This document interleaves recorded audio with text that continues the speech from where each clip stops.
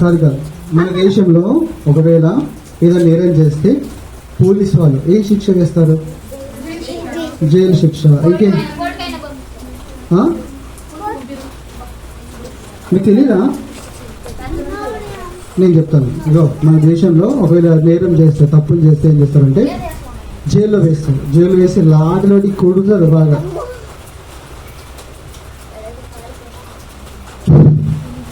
నిజంగా. తర్వాత ఇంకా తప్పులు చేసి ఏం చేస్తారు తెలుసా? ఊరు వేసేస్తారు పోలీసు వాళ్ళే. అట్లనే ఇంకా కొన్ని దేశాల్లో కూడా ఒకవేళ తప్పు చేశారనుకోండి, ఇంకొక కొన్ని దేశాల్లో ఇంకేమైనా తప్పు చేశారనుకోండి, ఆ దేశాల్లో ఏం చేస్తారు తెలుసా?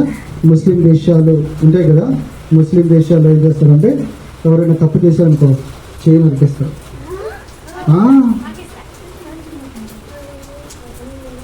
ఇంకా తప్పులు చేశారనుకోండి తలగా తీసేస్తారు నేరాలు చేస్తే. నిజం. ఇంకా కొన్ని ఇంగ్లీష్ దేశాల్లో ఏం చేస్తారో తెలుసా? ఒకవేళ నువ్వు ఏదైనా తప్పు చేసావనుకో, నేరం చేసావనుకో, ఒక ఆవు లాంటి ఒక ఇనుప బొమ్మను తయారు చేసి దానికి ఒక డోర్ ఉంటుంది, ఆ డోర్ని ఓపెన్ చేస్తారు. డోర్ ఓపెన్ చేసేసి ఈ మనిషిని ఆ ఆవు లోపల వేసేస్తారు. వేసేసి ఏం చేస్తారు తెలుసా? కింద మంట పెడతారు. ఆ మంటకి లోపల మనిషి ఏమవుతాడు? కాలిపి చచ్చిపోతాడు. ఇట్లాంటి శిక్షలన్నీ వేస్తారు ఒకవేళ తప్పు చేస్తే. అయితే ఒక ఇద్దరు నేరస్తులు తప్పు చేశారు. వాళ్ళు ఎవరంటే దొంగలు, బందిపోటు దొంగలు. ఎవరా దొంగలు? అందరూ చెప్పాలి. ఎవరా దొంగలు? రే చాణక్య. బందిపోటు దొంగలు. బందిపోటు దొంగలు అంటే ఎట్లుంటారో తెలుసా?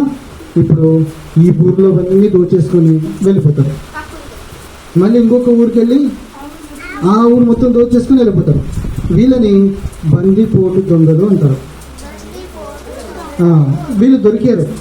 వీళ్ళిద్దరు దొరికిన తర్వాత వీరిద్దరి శిక్ష పడింది. ఎక్కడ తెలుసా? వాళ్ళ దేశంలో. ఎక్కడ పడింది? చెప్తాను. వాళ్ళ దేశంలో శిక్ష పడింది. వాళ్ళ దేశంలో శిక్ష ఎలా ఉంటుందో తెలుసా? ఇదిగో ఒక నిలువు కయ్య, ఒక నిలువు కర్ర, ఒక అడ్డు కర్ర, సిలువలాగా నిలువు కర్ర, అడ్డు కర్ర. ఈ రెండు కర్రల మీద ఇక వాళ్ళని శిక్ష వేశారు. ఎట్లా శిక్ష వేశారంటే ఈ చేతుల్లో మేకులు, ఈ కాళ్ళలో మేకులు. వాళ్ళ శిక్ష ఏంటన్నా? కూర్చోండి. అయితే వినండి, అలా శిక్ష వేశారు. శిక్ష వేసిన తర్వాత ఇప్పుడు మధ్యలో ఇంకొక ఆయన శిక్ష వేశారు. ఆయన ఎవరంటే ఆయన ఏం తప్పు చేయలేదు. ఇప్పుడు శిక్ష ఎవరికి వేస్తారని మాట్లాడుకున్నాం మనం ఇంతసేపు. తప్పు చేసిన వాళ్ళకి బందిపోటు దొంగలు. కరెక్టే. బందిపోటు దొంగలకు. తర్వాత తప్పు చేసిన వాళ్ళకి శిక్ష వేస్తారు, అవునా కదా? అయితే మధ్యలో ఇంకొక ఆయన ఉన్నాడు, ఆయన ఏం తప్పు చేయలేదు. ఆయన కూడా ఆయన శిక్ష వేశారు. ఆయన పేరు ఎవరు? యేసయ్య. ఇప్పుడు ఈ ముగ్గురు శిక్ష పొందుతూ ఉన్నారు. శిక్ష పొందుతుంటే ఇక్కడున్న దొంగ అంటున్నాడు, ఎవరిని చూసి? యేసు ప్రభుని చూసి, నువ్వు నిజంగా మంచివాడవైతే, నిజంగా నువ్వు దేవుడవైతే దిగు, నిన్ను నువ్వు కాపాడుకో, మమ్మల్ని కాపాడు, నువ్వేం తప్పు చేయలేదు కదా అని ఇక్కడున్న ఆయన చూసి ఏం చేస్తుంది తెలుసా? యేసయ్యను ఎక్కిరిస్తుంటే ఈ పక్కనైనా ఇంకొక దొంగ ఉన్నాడు కదా, ఇంకొక బందిపోటు దొంగ. ఆ బందిపోటు దొంగ ఇక్కడ నుంచి యేసయ్యను చూస్తూ, అట్లా మాట్లాడదురా, తప్పు. ఎందుకు తెలుసా? మనమైతే దొంగతనం చేసాము, మనకి శిక్ష కరెక్టే, కానీ యేసయ్యకు మరి ఆయన ఏం తప్పు చేయలేదు, ఆయనకి ఎందుకు ఈ శిక్ష వేసారనుకుంటున్నావు? అట్లా అన్నదురా యేసయ్యని అని ఇక్కడున్న దొంగ ఆ ఇంకొక దొంగని కోపడుతుంది. ఇట్లా అన్నదురా, మనకి ఇది కరెక్టే, ఈ శిక్ష మనకు పడాల్సింది కరెక్టే. ఎందుకో తెలుసా?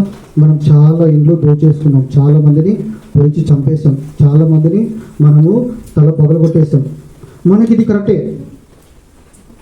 నిద్ర వస్తుందా? మనకి ఇది కరెక్టే, కానీ యేసయ్య అట్లా కాదురా, యేసయ్య మంచోడురా అని ఇద్దరు మాట్లాడుకుంటుంటే మరి ఆయనకి ఏమైందో తెలియదు. ఇక్కడున్న దొంగకి ఒక్కసారిగా యేసయ్య వైపు చూసి, యేసయ్య నన్ను నీ రాజ్యంలో నువ్వు మళ్ళీ తిరిగి లేస్తావు కదా, బ్రతుకుతావు కదా, అప్పుడు నన్ను గుర్తు చేసుకుంటావా అని అడిగాడు. ఎవరు? ఈ పక్కన ఈ పక్కన ఉన్నాయన, ఈ పక్కన ఉన్నాయన, ఇటు పక్కన అడిగాడు. అడిగిన వెంటనే యేసయ్య అప్పటి వరకు ఏం మాట్లాడారు, మౌనంగా ఆయన 2 చేతుల్లో మేకులు, కాళ్ళలో మేకులు, తలపైన ముళ్ళు తీయడం, పక్కలో బల్లెంతో పొడిచారు. పొడిచిన తర్వాత ఇప్పుడు యేసయ్యకు శ్వాస అందుతలేదు. ఇలాంటి చివరి శ్వాసలు తీసుకుంటున్నాడు యేసయ్య. ఎంతో బాధలో ఉన్నాడు యేసయ్య. చాలా నొప్పి వేస్తుంది. ఈ నొప్పి వేస్తుంటే ఆయన అడిగిన వెంటనే యేసయ్య అన్నాడు, ఓకే, నేడు నీవు నాతో కూడా మరి నా రాజ్యంలో ఉంటావు, పరదేశంలో ఉంటావు అని యేసయ్య చెప్పాడు. చెప్పిన తర్వాత యేసయ్య కంటే ముందు 2 చచ్చిపోయారు. ఎవరిద్దరు? వాళ్ళిద్దరు ఎవరు? దొంగల మంచోళ్ళ? బండిపోటు దొంగలు. కరెక్ట్, బండిపోటు దొంగలు. 2 చచ్చిపోయారు. చచ్చిపోయిన తర్వాత ఇప్పుడు యేసయ్య ఎందుకు శిక్ష పొందాడు తెలుసా మీకు? తెలుసా? ఎందుకు తెలుసా? యేసయ్య ఏం తప్పు చేయలేదు. ఇప్పుడు శిక్ష ఎవరు పడుతుంది? అట్లా కాదు. ఇప్పుడు స్కూల్లో అల్లరి చేసేటోని కొడతారా, మౌనంగా ఉండమని కొడతారా? అవునా కదా? ఇప్పుడు గౌతమ్ కూడా ఇటు అన్నాడు అనుకో, ఏం చేయాలి? 2 ముట్టికాయలు వేయాలి. అవునా కదా? అలా చేసిన కొడతాడు. ఇప్పుడు యేసయ్య ఏం తప్పు చేయలేదు, ఏ పాపం చేయలేదు, కానీ ఆయన శిక్ష పొందాడు. ఎందుకు తెలుసా? మీకు దగ్గర బైబిల్ ఉందా? బైబిల్ లేదు కదా? బైబిల్ రాస్తుంది, లేఖనముల ప్రకారము క్రీస్తు మన పాపముల కొరకు చనిపోయాడు. అంటే మన అందరం రే చనికా అంటే చూడండి, మనందరం చేతులతో చేసిన తప్పులు ఉన్నాయి కదా, మన అందరికీ తప్పులకు బదులుగా యేసయ్య శిక్ష పొందాడు. మన అందరం ఇక్కడుండి ఎక్కడెక్కడో వెళ్ళి చెడ్డ పనులు చేస్తాం కదా, వాటి కొరకు యేసయ్య కాళ్ళలో మేకులు కొట్టబడ్డాయి. మనం ఇక్కడే ఉంటాం, రేపు స్కూల్కి పోయిన తర్వాత ఏం చేయాలరా, రేపు వానితో కలిసి మనం ఏం తినాలా, లాలీపాప్ తినాలా, చాక్లెట్ తినాలా, లేకపోతే ఆ తోటలో మామిడి పండు తెంపుకొని తినాలా, ఇవన్నీ ఆలోచిస్తాం కదా ఇక్కడే ఉండి. అవునా కదా? ఇక్కడ ఉండి మా ఊరికి వెళ్ళిపోయి మా ఊర్లో ఆ ఎద్దులు, ఆ మధ్యలో పొలం, ఆహా బాగుంటుంది కదా వెళ్తే అని అనిపిస్తుంది కదా. అలానే ఇక్కడే ఉండి మనం ఎక్కడెక్కడో చెడ్డ ఆలోచనలు అన్నీ ఆలోచిస్తుంటాం. అవును కదా? రేపు దాని సంగతి చెల్లరా, నన్ను ఎక్కడిచ్చింది, అవునా కదా? ఇవన్నీ మనం ఆలోచిస్తున్నాం. అందుకోసమే అందుకోసం చూడు యేసయ్య తలలో ముళ్ళ కిరీటం పెట్టాడు.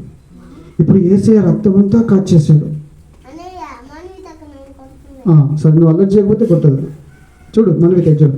అయితే యేసయ్య రక్తం అంతా కాచేసి యేసయ్య రక్తం అంతా కాచేసి ఇప్పుడు చనిపోయాడు. చనిపోయిన తర్వాత 3 పూజ చేశారు. 3 పూజ చేసిన తర్వాత ఆ 2 లేలేదు. యేసు ప్రభు ఒక్కడు నిజంగా బయటికి 3వ రోజు తిరిగి వచ్చాడు. అయితే ఇప్పుడు మనం ఏం గుర్తుపెట్టుకోవాలంటే, ఒకవేళ ఎవరైతే యేసయ్య ఏం తప్పు చేయలేదు, నా కోసమే యేసయ్య నేను చేసిన తప్పుల కోసమే, నేను మాట్లాడిన అబద్ధాల కోసమే, నేను అల్లరి చేసిన అల్లరి కోసమే, నేను ఇచ్చిన ఆ గిచ్చుడు కోసమే, నేను కొట్టిన వేరే వాళ్ళని వాటి కోసం యేసయ్య చేతులు మేకులు కొట్టబడ్డాయి, కాళ్ళలో మేకులు కొట్టబడ్డాయి, తలలో ముళ్ళ కిరీటం, ప్రక్కల బలం పూలబడింది. ఆయన రక్తమంతా కార్చాడు నా కోసమే, నేను చేసిన తప్పుల కోసమే. యేసయ్య నన్ను కూడా క్షమించవా అంటే చాలు. ఇప్పుడు 2 చచ్చిపోయారు, 2 లేలేదు కదా.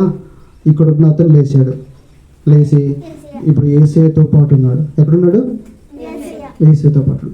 ఇప్పుడు ఎవరైనా కూడా చూడండి, ఎవరైనా కూడా నా తప్పుల కోసం కూడా యేసయ్య రక్తం కార్చాడు, నా కోసమే ఆయన శిక్ష పొందాడు, చనిపోయి తిరిగి లేచాడని ఎవరైతే నమ్ముతారో అలాంటి వారందరూ కూడా ఒకరోజు మరలా లేచి యేసయ్యతో పాటు ఉంటారు. ఇంకా వాళ్ళు చచ్చిపోరు. మనిషి ఎందుకు చచ్చిపోతున్నారో తెలుసా? మనిషిలో పాపం ఉంది, పాపం చేస్తున్నారు కాబట్టి చచ్చిపోతున్నారు. కానీ పాపం చేయకుండా ఎవరు ఉండగలరంటే ఎవరు ఉండలేరు. ఇప్పుడు కుక్కను మూతి కట్టేశారా? అరే నీ పేరు ఏం పేరు? దిలీప్. కుక్క మూతి కట్టేశారు, తోక కట్టేశారు, కాళ్ళు కట్టేశారు, 2 రోజులు అయింది. చచ్చిపోదురా? గాలి పీల్చుకోవడం, ముక్కులో గాలి పోతుంది, మూతి అంటే ఇట్లా కుక్క అరవకుండా మూతిని కట్టారు. 2 రోజులు కట్టేశారు. 2 రోజుల తర్వాత 2 రోజుల తర్వాత ఆ కుక్కని మూతి విడిచిపెట్టారు. దారం కట్టింది కదా, దారం కట్ చేశారు, చేతులు కట్ చేశారు. ఇప్పుడు అది మళ్ళీ అరుస్తున్నారు కదా.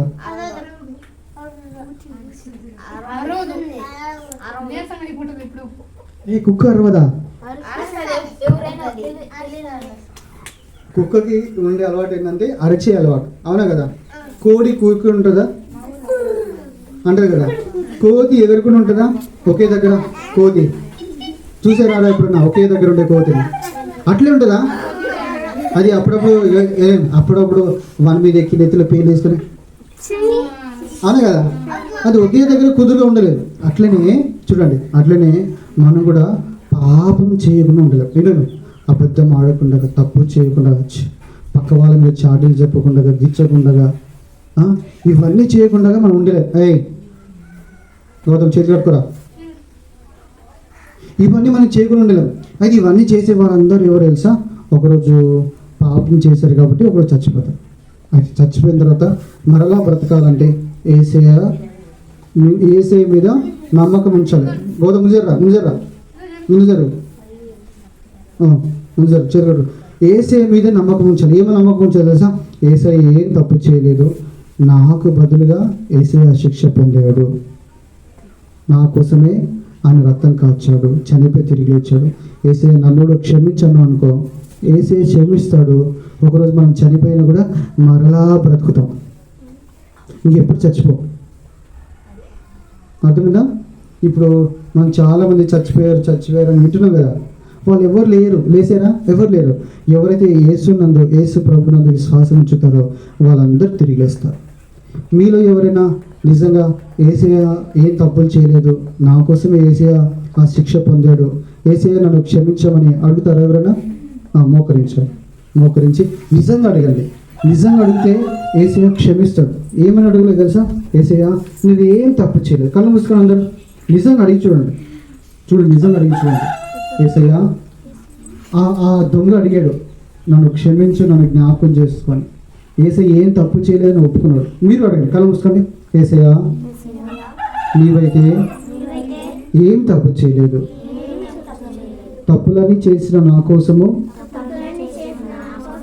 నీవు శిక్ష పొందావు, రక్తం కాచావు, చనిపోయి తిరిగి లేచావు. ఏసయ్య నన్ను క్షమించావా? నీ బిడ్డగా చేసుకోవా? యేసు నామంలో ప్రార్థిస్తున్నాను తండ్రి, ఆమేన్. సరే, ఎవరైతే నిజంగా ప్రార్థన చేసుకున్నారో నిజంగా మీ తప్పులు కూడా క్షమించబడతాయి. ఇంకా మనం చచ్చిపోయిన తర్వాత మరలా బ్రతుకుతాం. చెప్పినండి, మరలా బ్రతుకుతాం, ఏసేతో పాటు ఉంటాం, ఇంకెప్పుడు చచ్చిపో. చాలామంది ఏమంటుంటారు తెలుసా?